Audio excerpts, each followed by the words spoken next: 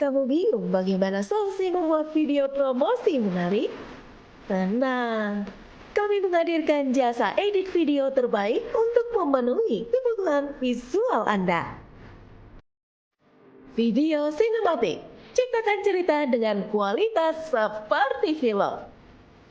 Video profil dan branding, tingkatkan citra Anda dengan video yang besar. Animasi dan motion graphics, konten dinamis untuk menarik perhatian audiens. Video promosi, bantu produk Anda bersinar dan menjangkau lebih banyak lagi. Video media sosial, optimalkan konten Anda di Instagram, TikTok, Facebook, dan lainnya. Bawa konten Anda ke level berikutnya dengan hasil yang memukau. Percayakan pada kami untuk memberikan video yang tak hanya indah, tapi juga impactful. Hubungi kami sekarang untuk konsultasi gratis.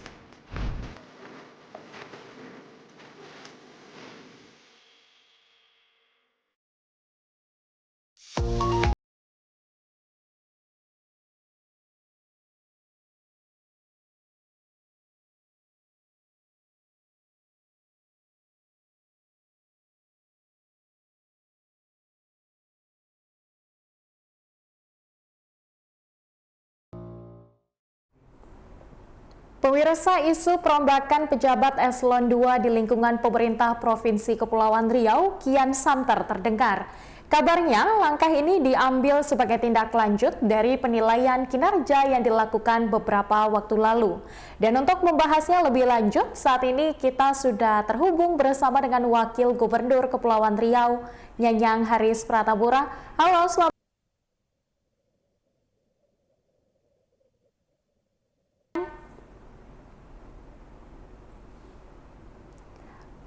Baik, dan juga kita saat ini telah terhubung bersama dengan pengamat politik Zamzami Akarim. Halo, selamat siang Pak Zam. Selamat siang Mbak Yoli, Pak Nyang-Nyang mungkin suaranya masih di mute itu. Selamat siang Pak Nyang-Nyang. Oh, siap. Selamat siang, Pak Jamiloni. Oke, Siap, baik. siap, Terima siap, siap. kasih banyak Pak Zamzami dan juga Pak Nyanyang atas waktunya telah bersedia bergabung di dialog kita hari ini yang akan mengangkat terkait isu dengan adanya perombakan pejabat eselon 2 di lingkungan pemerintah Provinsi Kepulauan Riau. Dan untuk itu saya langsung saja ini ingin ke Pak Nyanyang untuk membuka dialog kita hari ini.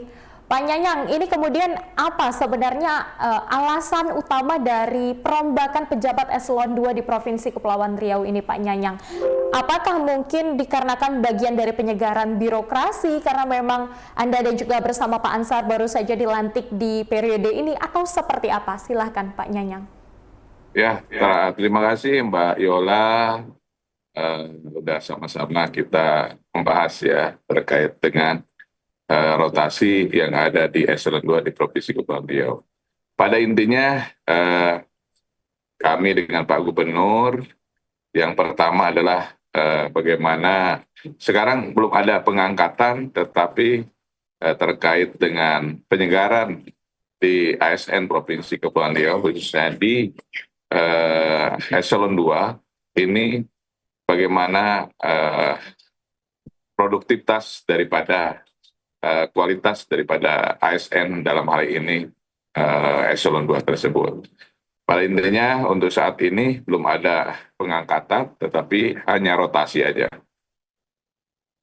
Oke, artinya untuk saat ini belum ada pengangkatan, hanya ada rotasi saja dan Rotasi seperti aja. itu Iya, dikarenakan dibalik lagi karena kinerja seperti itu Iya, Pak. kinerja. Kualitas Oke, daripada ASN tersebut. Untuk saat ini sudah bagus, ya sudah berjalan dengan baik juga dari masing-masing dinas yang ada di ASN di Provinsi Kepulauan Riau. Tapi untuk menjaga bagaimana konditivitas kegiatan-kegiatan tersebut disesuaikan dengan relevansi daripada kompetensi. Jadi kompetensi saat ini dari Badan Kepegawaian Daerah juga BKD sudah dan sedang berjalan juga. Ya mudah-mudahan dengan adanya rotasi membawa kinerja yang lebih untuk pemerintah Provinsi Kepulauan Riau. Izin Pak Nyanyang, tadi yang sudah ada di BKD itu rotasinya atau mungkin karena kabarnya saat ini juga sudah ada pool talent nih Pak Nyanyang untuk melakukan perombakan eselon 2. Itu seperti apa Pak Nyanyang? Kabarnya apakah informasi itu benar Pak Nyanyang? Perombakan saat ini memang ada, tetapi ini kita di internal aja. Jadi belum ada perombakan dari luar karena kita disesuaikan dengan aturan juga dari BKN dan Kemendagri. Jadi mungkin sekitar 6 bulan kemudian baru ada rotasi besar-besaran dan disesuaikan dengan kompetensi dari masing-masing dinas tersebut. Jangan sampai nanti suka atau tidak suka, tetapi dilihat daripada kinerja dari masing-masing kepala dinas ataupun eselon 2 tersebut. Oke, artinya untuk saat ini baru saja adanya rotasi. Nah, namun Rotasi. dalam Belum saat ini, tapi kan kita menunggu besok ya. Harusnya hari ini kebetulan masih ada paripurna. Hari ini ada 3 paripurna Pak Gubernur. Jadi menyampaikan, jadi diundurkan jadi besok jam 8 pagi untuk pelantikan daripada eselon 2 tersebut. Oke, artinya besok akan diumumkan seperti itu ya Pak Nyanyang. Tapi Betul. untuk perombakan besar-besaran itu akan ada di sekitar 6 bulan ke depan. 6 bulan ke depan. 6 bulan ke depan. Nah, untuk yang dirotasi saat ini ada berapa jumlahnya Pak Nyanyang? Dirotasi semuanya, dirotasi dari 42 ya. Ada yang baru, sekitar ada 18 yang dirotasi dan sisanya masih tetap itu. Oke, artinya ada 18 pejabat Ya, eselon 2 yang dirotasi. Dirotasi ya. Oke, baik. Nah, Pak Nyanyang, orang-orang yang dirotasi ini apa Pak Nyanyang? Dikarenakan kinerjanya atau disesuaikan dengan kemampuan mereka dan juga kemampuan mereka di tempatnya masing-masing? Karena kita di dinas ini harus menguasai semuanya. Jadi sewaktu-waktu kalau dibutuhkan oleh Pak Gubernur ataupun dari struktural yang ada di Provinsi Kepulauan Riau, itu harus siap. Makanya harus memang harus sesuai dengan kompetensinya, sesuai dengan bidangnya, dan sesuai dengan latar belakangnya. Tetapi di sini sebagai acuan, yang pertama adalah bagaimana bekerja sesuai dengan kinerja yang diharapkan, bagaimana capaian, indikator yang sesuai dengan RPJMD kita, visi misi. Itu yang kita utamakan. Jadi visi misi program daripada kami berdua dengan Pak Gubernur itu yang menjadi prioritas utama di dalam melaksanakan kegiatan-kegiatan yang ada di eselon 2. Tapi Pak, sebenarnya untuk mekanismenya dan juga prosesnya sendiri, seperti apa Pak proses dari rotasi para pejabat eselon 2 di lingkungan pemerintah Provinsi Kepri ini? Pada umumnya dilakukan pada saat mereka sudah berapa lama ada di OPD tersebut, kemudian dipindahkan ke OPD lain untuk meningkatkan kemampuan mereka, Pak Nyanyang. Ya, kita dilihat juga daripada elaborasinya, mulai jangka waktu mutasi ya. Sekarang mutasi memang tidak tidak semuanya, tetapi ada salah satu ataupun beberapa, makanya tadi ada 18. Yang 2 adalah pertimbangan mutasinya, yang ketiga adalah bagaimana mutasi pejabat jajaran utama yaitu eselon 2 tersebut. Yang ketiga, yang keempat adalah aturan daripada Permendagri, Pilpresnya, prosedur mutasinya. Ini yang menjadi catatan-catatan. Tapi untuk saat ini, memang di dalam rotasi ini belum ada bidding ataupun talent yang harus kita berikan kepada para eselon 2. Nanti sekitar bulan 11, bulan 12 yang menjadi talent ataupun bidding dari masing-masing dinas yang ada di lingkungan Provinsi Kepulauan Riau. Artinya nanti pada bulan 11 itu akan ada rotasi besar-besaran ya, tapi kalau untuk saat ini masih kecil-kecilan saja. Dan pada umumnya eselon 2 ini adalah kepala dinas, benar ya Pak Nyanyang di lingkungan pemerintah Provinsi Kepri sendiri? Di sini kepala sendiri? badan, kepala dinas, kepala biro. Itu jadi untuk asisten juga, asisten 1, asisten 2, asisten 3 yang membidangi dari masing-masing kepala biro, kepala badan ataupun kepala dinas tersebut. Oke, total ada berapa Pak jumlah eselon 2 di lingkungan pemerintah Provinsi Kepri hari ini? Ini sekitar 42 lah semuanya itu.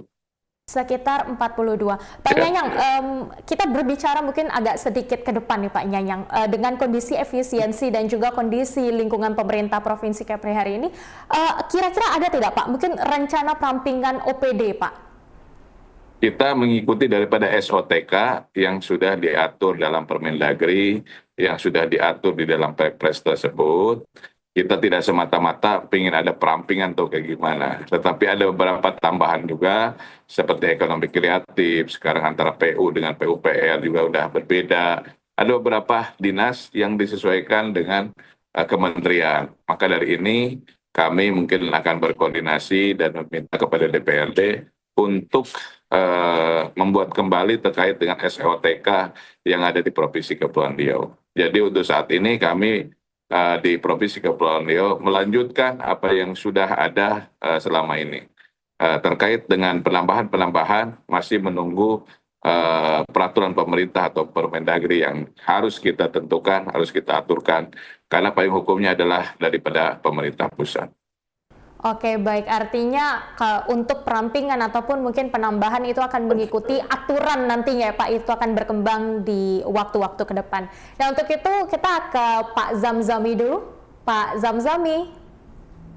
Ya, Zam, bagaimana ini Anda menilai dengan adanya perombakan eselon 2 secara kecil-kecilan nih, tadi seperti yang disampaikan Pak Nyanyang menjelang bulan 11 nanti. Seperti apa pandangan Anda, Pak Zam?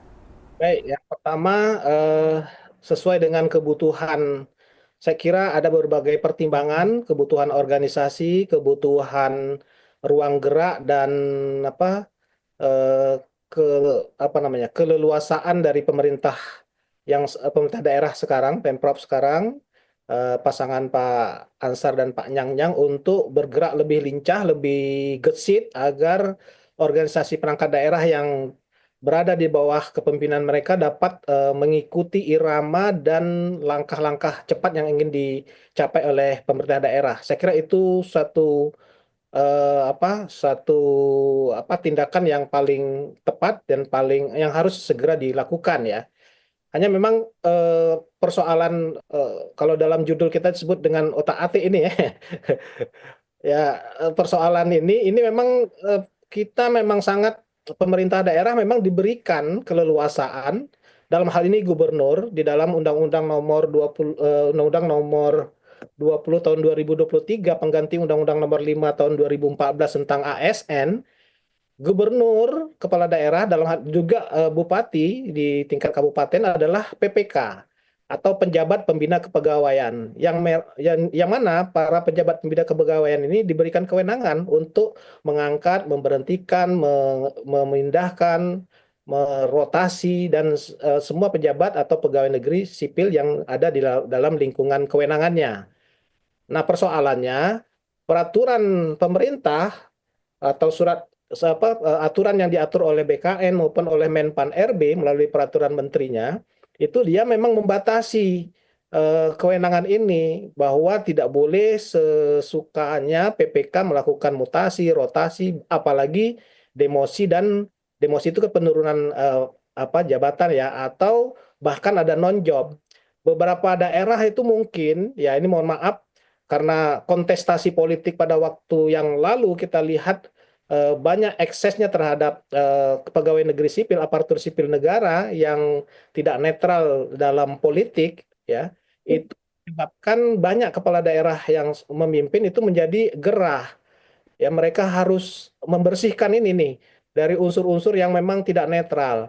Cuman memang dibatasi tadi sekali lagi bahwa pejabat kepala PPK itu tidak boleh serta-merta melakukan misalnya non job misalnya itu harus ada berita acara tentang kesalahan berat atau pelanggaran berat, misalnya melanggar disiplin pegawai, melakukan ikut partai politik, atau misalnya tidak netral dalam politik itu harus ada berita acara pelanggaran berat.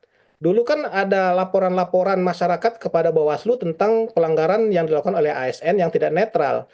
Mestinya dasar itulah yang bisa dijadikan dasar dari PPK untuk melakukan apa saja, misalnya termasuk melakukan penonjoban.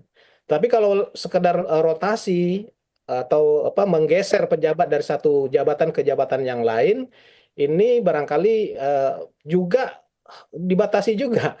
Mereka harus misalnya sudah pernah mengikuti, sudah dinilai dan sudah dievaluasi ya.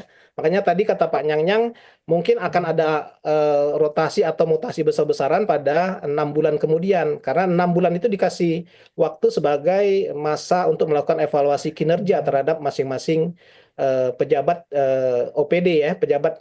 Kalau dalam hal ini dalam Undang-Undang 2023 itu disebut pimpinan tinggi pratama ya, pejabat eselon 2 di tingkat baik kepala dinas maupun kepala kepala biro di tingkat provinsi. Termasuk sebenarnya staf ahli ya Pak Yang ya, staf ahli dan asisten. Nah, jadi tetapi yang paling penting bahwa setiap langkah-langkah PPK untuk melakukan mutasi atau rotasi bahkan penonjopan itu harus berdasarkan manajemen ASN yang dengan sistem meritokrasi.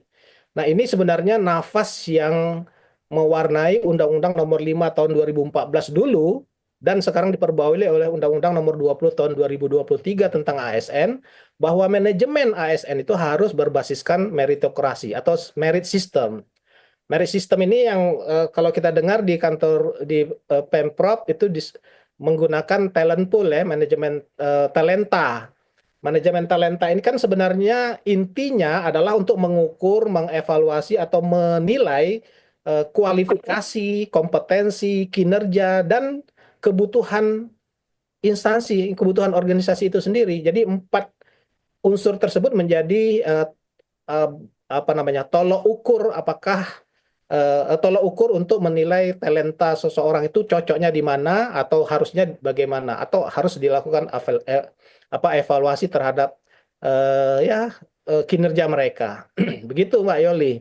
Jadi sekarang barangkali kepala daerah terpaksa harus menahan diri dulu karena dia harus punya bukti kuat bahwa misalnya kalau untuk melakukan rotasi atau menganggap bahwa seorang melakukan pelanggaran harus ada punya bukti kuat bahwa atau dalam bentuk berita acara hukuman yang apalagi hukuman berat itu harus ada berita acara sehingga memudahkan meyakinkan BKN maupun Menpan RB termasuk mungkin nanti ke Kementerian Dalam Negeri karena nanti kan akan melaporkan ke sana untuk meyakinkan bahwa orang ini harus digeser atau dirotasi atau dinonjobkan karena memang ada unsur-unsur yang memungkinkan mereka untuk dinonjobkan. Tetapi kalau tidak maka dia harus hanya ya harus menunggu selama 2 tahun. 2 tahun menjabat baru bisa dirotasi atau dievaluasi. Nah, kalau sekarang karena pemerintahan ini baru dikasih waktu 6 bulan untuk melakukan evaluasi. Nah, hasil evaluasi itulah nanti kita tengok nih bagaimana seperti yang di judul Mbak Yoli ulasan sebut ya, utak-atik pejabat eselon 2. Kalau dari pandangan Pak Zam sendiri, sebenarnya rotasi, mutasi di lingkungan pemerintah Provinsi Kepri itu wajar sekali dilakukan dan 6 bulan ini diberikan waktu untuk evaluasi. Nah, jika nantinya memang ingin terjadi adanya mutasi atau pergeseran atau bahkan mungkin penurunan dari jabatan sendiri itu harus melalui manajemen ASN dari PPK sendiri, apakah orang tersebut benar-benar melakukan kesalahan atau kinerjanya yang buruk ataupun mungkin memang kinerja yang sudah tidak baik. Yang jadi pertanyaannya ini Pak, jadi kadang-kadang ini mohon maaf, mungkin Pak Nyang juga bakal tahu juga. Ternyata kadang-kadang penilaian terhadap kinerja pegawai ini linier, selalu baik. Walaupun dia melakukan pelanggaran. Ini yang menjadi pertanyaannya Pak Zam. Kalau dari pandangan Anda sendiri hari ini Pak Zam melihat penilaian kinerja ASN yang ada di lingkungan pemerintah Provinsi Kepri ini sudah transparan tidak penilaiannya? Benar-benar pure kinerja atau mungkin Anda melihat ada kedekatan-kedekatan terhadap pimpinan? Seperti apa Pak Zam? Nah, itu dia persoalannya. Sebenarnya undang-undangnya sudah mengatur sedemikian bagus ya untuk mewujudkan ASN yang profesional, akuntabel, berkinerja dan tidak non politis. Artinya mereka tidak boleh terlibat dalam politik praktis, ya, baik sengaja maupun tak sengaja. Nah, ini tetapi karena mungkin ini udah kebiasaan di manajemen ASN kita, selalu penilaian kinerja pegawai itu selalu bagus terus. Dan ini kadang-kadang diminta oleh pegawai. Kalau misalnya penilaiannya tidak bagus, dia akan mengalami demosi itu. dan akan menyebabkan penurunan misalnya tunjangan kinerja atau bahkan bisa di apa ya, diberhentikan karena itu diatur di dalam peraturan itu. Jadi s- kalau ditanya apakah sudah transparan, terus terang mohon maaf memang belum transparan. Dulu kan untuk melakukan proses ini dilakukan melalui job fit atau open bidding ya. Lelang terbuka. Iya, Jadi pejabat-pejabat yang punya kompetensi, punya kemampuan, pengen menjadi pejabat eselon 2, pejabat pimpinan tinggi Pratama, mereka bisa masuk di dalam persaingan open bidding, lalu dilakukan semacam pansel untuk menguji baik melalui asesmen. Ini semuanya sama saja sebenarnya. Tetapi pada waktu itu dilakukan secara terbuka, semua bisa ikut, ya bisa ikut serta dalam open bidding dan diawasi oleh komisi ASN dulu, ada KASN dulu ya, yang mengawasi langkah-langkah pelaksanaan dari open bidding maupun job fit. Job fit ini artinya mencocokkan apakah jabatan seseorang itu cocok di satu tempat atau iya. tidak. Itu akan job fit ya, atau uji kompetensi ya, uji kom. Nah, tetapi sekarang saya mohon maaf Pak Nyang, nampaknya agak susah kita melihat ini ada transparansi karena pertama pengawasan oleh KASN nggak ada lagi. Karena Undang-Undang Nomor 20 sudah menghapus adanya KASN. KASN itu Komisi Aparatur Sipil Negara yang tugasnya adalah mengawasi semua langkah-langkah tindak tanduk terhadap aparatur sipil negara. Sekarang diserahkan kepada BKN. Nah, dan BKN sekarang membuat aplikasi pula. Aplikasi itu sampai sekarang belum digunakan itu, yaitu iMut itu. iMut itu artinya aplikasi mutasi ya. Nah, jadi itu barangkali belum belum bisa dan sumbernya biasanya yang tadi talent pool itu. Talent pool ini pun tergantung Pak Gubernur. Kalau Pak Gubernur mau panggil, dia panggil. Kalau enggak, ya tunggulah sampai kapan. Jadi agak kurang terbuka kalau saya lihat gitu. Oke, baik. Artinya jika dulu ada open bidding dan juga job fit itu lebih transparan daripada talent pool ini sendiri ya Pak Zam ya? Dan kalau begitu kita langsung tanya aja nih sama Pak Nyanyang. Pak Nyanyang, mungkin bisa Anda jelaskan terkait talent pool itu seperti apa mekanismenya, lalu mungkin seperti apa kriteria para ASN yang bisa ikut masuk dalam talent pool gitu, dan juga seperti apa sih mekanisme, siapa yang menilai, dan juga siapa yang nanti akan memutuskan Pak Nyanyang. Dan Pak Nyanyang, tambahan satu lagi Pak Nyanyang tadi terkait dengan transparansi penilaian, apakah itu betul-betul penilaian kinerja itu transparan atau justru berdasarkan kedekatan. Mungkin bisa Anda mewakili pemerintah Provinsi Kepri, silahkan Pak Nyanyang untuk menjawab. Oke, jadi kalau kita lihat alur terkait dengan rotasi tersebut, kalau sekarang kan hanya rotasi, tetapi nanti 6 bulan ke depan, ya mudah-mudahan nanti dari masing-masing dinas tersebut ataupun OPD tersebut disesuaikan tadi dengan latar belakangnya, job fit-nya itu, apa cocok atau tidak di situ. Yang kedua, talentnya seperti apa. Jadi job fit dengan talent, nanti ada open bidding. Di open bidding itu ada beberapa yang menjadi prioritas di dalam seleksi tersebut. Maka nanti kami dengan Pak Gubernur mungkin akan berkoordinasi terkait dengan open bidding ini, siapa yang menjadi independen yang menseleksi. Makanya kompetensi inilah yang menjadi prioritas utama di dalam pelaksanaan kegiatan rotasi daripada para OPD tersebut. Yang pertama, ya memang tidak suka atau tidak suka, suka atau tidak suka, karena sekarang disesuaikan dengan aturan. Tetapi kalau di situ menyalahi dan melanggar daripada aturan tersebut, kita ada track recordnya dari BKD tersebut. Oh, ini di OPD ini, pernah ini, karena kita harus sesuaikan dengan indikator capaian kita selama kami bertugas sebagai Pak Gubernur atau kami di Wakil Gubernur ini terkait dengan capaian-capaian daripada kepala dinas tersebut.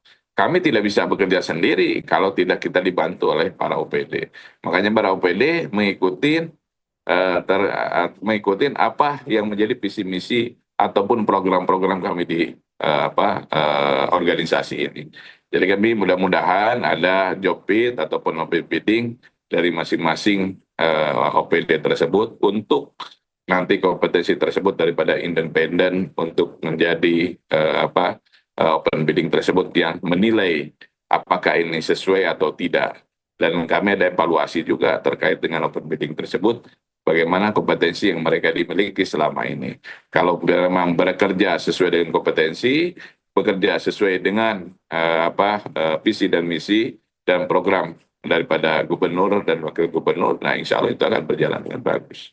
Jadi kita hilangkan ego sektoral dalam hal ini, dalam kemarin pemilihan, tetapi kita harus mengutamakan bagaimana prioritas daripada OSN tersebut di dalam melaksanakan kegiatan di OPD tersebut. Oke, kemudian Pak Nyanyang, ada mungkin isu-isu yang beredar bahwa jabatan eselon 2 ini berdasarkan kepentingan politik, kedekatan, dan lain. Seperti apa ini? Anda mungkin bisa menjawab dan memastikan bahwa isu-isu itu tidaklah benar. Nah, tapi jangan dijawab dulu, kita akan jeda sejenak, Pak Nyanyang.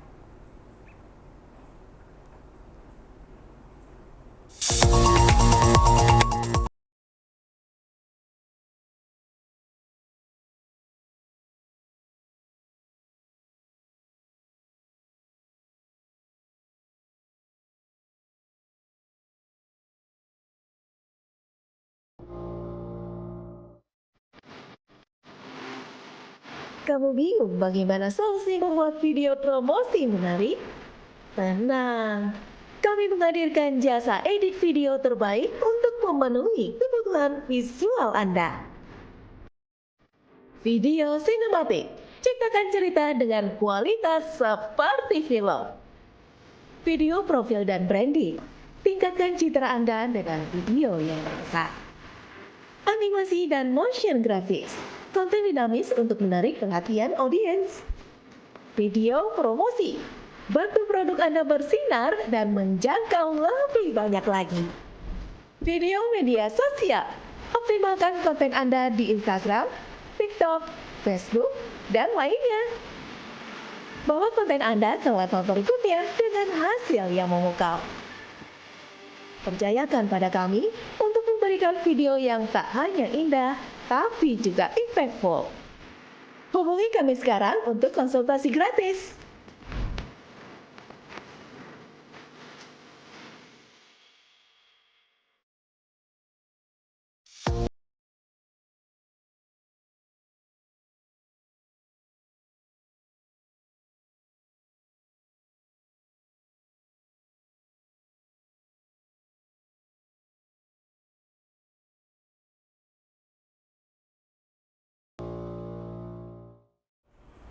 Baik pemirsa, Anda kembali bersama saya Yuli Andini di Siasat Ulasan TV dan kita akan kembali bersama Pak Nyanyang.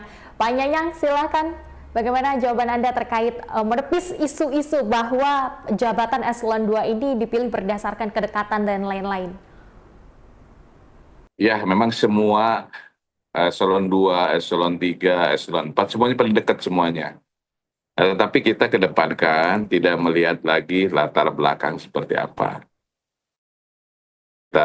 Tadinya kemarin mungkin ada yang tidak dukung atau mendukung, tapi kami mudah-mudahan ya dengan Pak Gubernur, karena semuanya dari Pak Gubernur ya sebagai direct point-nya, tapi kami yakin dan percaya disesuaikan dengan job bid, disesuaikan dengan kompetensi, disesuaikan dengan latar belakang yang bisa bersama-sama membangun organisasi ini berjalan untuk bisa membangun Provinsi Kepulauan Riau ini. Karena dari masing-masing OPD tersebut ini sebagai penunjang daripada indikator-indikator bagaimana pertumbuhan ekonomi kita, bagaimana kita indikator-indikator yang bisa melebihi daripada daerah-daerah lain.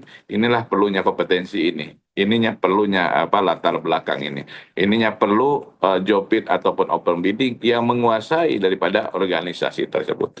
Mudah-mudahan bisa berjalan dengan baik dan kita harapkan bersama bisa bekerja sama dalam organisasi dalam hal ini Provinsi Kepulauan Riau. Oke, Pak Nyanyang, kemudian seperti diketahui bahwa tadi ada 42 pejabat eselon 2 di Provinsi Kepulauan Riau. Nah, kemudian yang menjadi pertanyaan Pak Nyanyang, saat ini kita memiliki 7 dan juga kota dan kabupaten di Provinsi Kepulauan Riau. Nah, seperti apa ini Pemprov Kepri menjamin keadilan bahwa ASN dari mungkin Kabupaten Natuna ataupun mungkin Kabupaten Lingga itu bisa menjadi pejabat eselon 2 di lingkungan pemerintah Provinsi Kepulauan Riau. Seperti apa ini Pak Nyanyang? Bisa juga, kenapa tidak? Karena nanti dalam open bidding ini, dalam job fit ini, bukan hanya dari ada di lingkungan organisasi Provinsi Kepulauan, mungkin dari kabupaten kota lain juga akan ada yang ikutan juga. Mungkin sudah terjadi, ada beberapa hal juga, beberapa yang sudah terjadi. Karena di Provinsi Kepulauan Riau ini, misalkan dari Karimun juga ada, dari Lingga ada, dari Anambas juga ada, dari Natuna ada, dari semua OPD yang ada di Provinsi Kepulauan ini berasal dari 7 kabupaten kota. Jadi tidak tutup kemungkinan nanti dalam job fit juga akan hadir juga para OPD baru untuk bisa sama-sama membangun Provinsi Kepulauan Riau sesuai dengan kompetensi, sesuai dengan latar belakang yang mereka miliki di dalam kontestasi untuk menjadi OPD dalam hal ini bidding atau job bid tersebut. Oke, baik. Terima kasih Pak Nyanyang. Kita ke Pak Zamzami. Pak Zamzami, tadi seperti disampaikan oleh Pak Nyanyang, tidak tertutup kemungkinan bahwa semuanya bisa ikut job fit, bisa ikut open bidding, talent pool, dan lain-lain. Tapi dari pandangan Anda sendiri, apakah saat ini sudah seluruh ASN di 7 kota dan kabupaten di Kepri yang ikut? Atau menurut Anda hanya dari kabupaten atau kota tertentu saja nih Pak Zam? Sejak kapan itu? Kalau misalnya sejak Provinsi Kepri berdiri sudah dari seluruh kabupaten kota itu yang masuk di sistem pemerintahan Provinsi Kepri ya. Mulai dari Natuna sudah ada, dari Lingga sudah ada. Kepala Dinas Perikanan itu adalah orang dari Lingga ya. Ya. Perkim juga sama tuh ada Perkim. Juga. Jadi artinya kalau kita lihat sebenarnya sekarang itu hampir semua kepala OPD itu berasal dari berbagai daerah di Kabupaten Kepulauan Riau ini. Cuman yang paling penting sebenarnya bukan soal dari daerah atau tidak. Yang paling penting kan sebenarnya kebutuhan organisasi. Kebutuhan organisasi pemerintah daerah ini dalam rangka bergerak maju menjalankan visi misi gubernur yang sudah ditetapkan dalam RPJMD itu harus bisa dilaksanakan dan bisa dilaksanakan dalam mungkin gerak yang lebih cepat karena situasi ekonomi kita yang sangat agak kesulitan ya, apalagi persoalan tunda bayar, TPP ASN, tentu perlu ada selain gerak cepat para birokrat ini juga harus ada inisiatif inovasi untuk meningkatkan pendapatan daerah. Itu yang paling penting ya. Oleh karena itu, kalau saya mengibaratkan para ASN ini, pejabat-pejabat di ASN ini seperti mesin birokrasi. Mesin birokrasi ini kan ada supirnya. Supirnya itulah Pak Gubernur dan co-pilotnya Pak Wagub ya sebagai navigator juga di sisi Pak Gubernur. Nah, karena dia namanya mesin, maka mesin itu sangat tergantung kepada sang supir. Jadi supirlah yang mengarahkan kemana kita akan menuju. Kalau mau masuk jurang, sama-sama masuk jurang. Tetapi bedanya mesin birokrasi dengan mesin pesawat terbang itu adalah mesin birokrasi terdiri dari manusia-manusia yang punya kompetensi.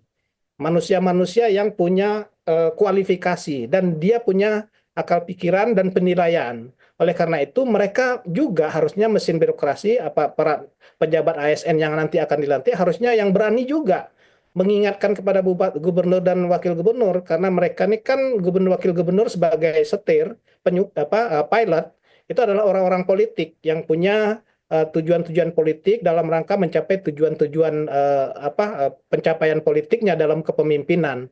Oleh karena itu para birokrat harus punya kemampuan juga tentang terutama regulasi, tentang mana yang boleh dilakukan, mana yang tidak. Nah, ini harus perlu ada semacam unsur atau elemen-elemen dalam mesin birokrasi ini yang punya kemampuan untuk berani mengingatkan. Jangan sampai misalnya ya siapalah tahu mungkin saking asiknya jadi piloting ya mohon maaf Pak Wagub ya, lupa ternyata di depan ada pohon atau ada ada jurang. Nah, itu harus ada yang bisa mengingatkan, dan itu yang bisa mengingatkan adalah mesinnya, birokrasi, para pimpinan tinggi Pratama yang nanti akan membantu Pak Gubernur dan Wakil Gubernur dalam menjalankan roda organisasi pemerintah provinsi Kepri. Ya, jadi itu makanya kadang-kadang agak susah untuk membedakan apakah ini pilihan itu atas preferensi kompetensi profesionalisme atau atas preferensi kedekatan.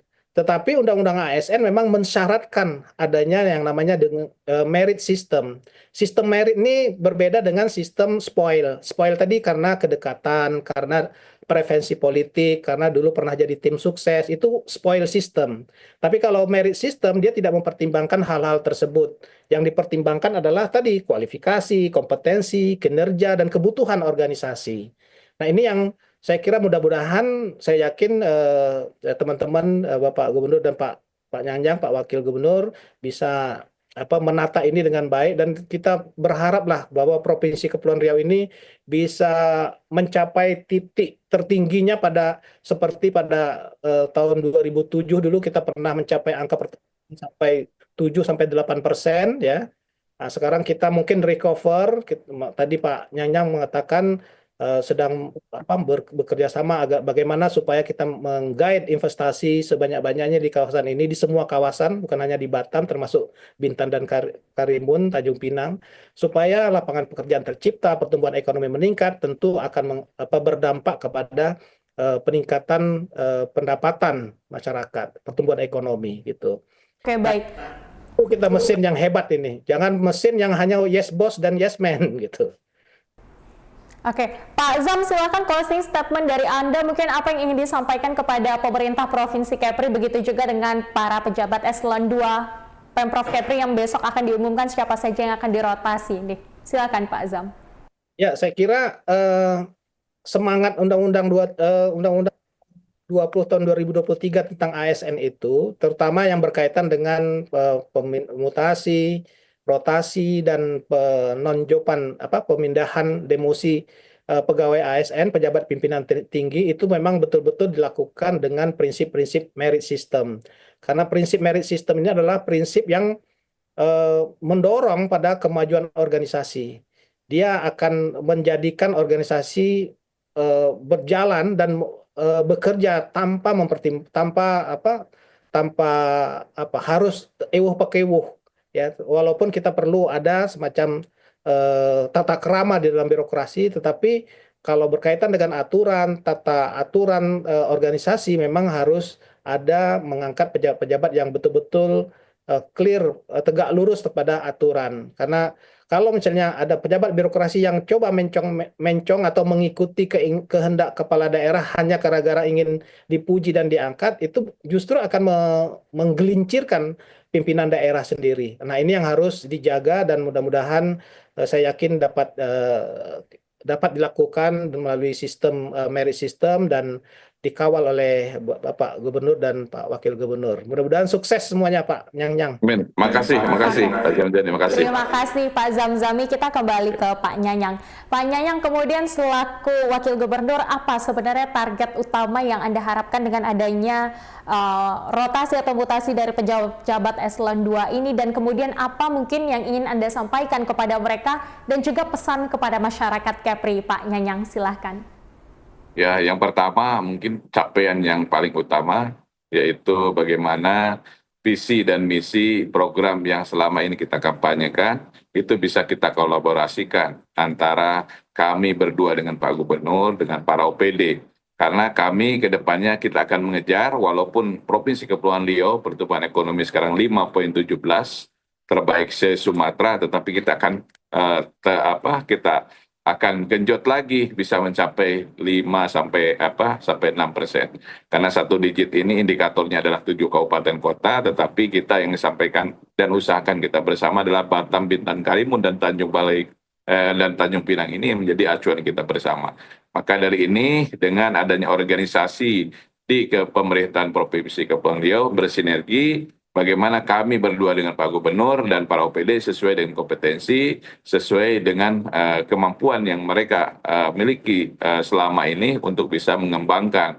Karena kalau kita lihat daripada anggaran, kita sangat minim dan hanya bisa mengkondisikan terkait dengan kesehatan, pendidikan, 7 kabupaten kota, belanja pegawai dan yang lain-lain. Tetapi kita bagaimana mempercepat ide dan gagasan dari masing-masing kami berdua dengan para OPD tersebut. Itu yang menjadi capaian utama.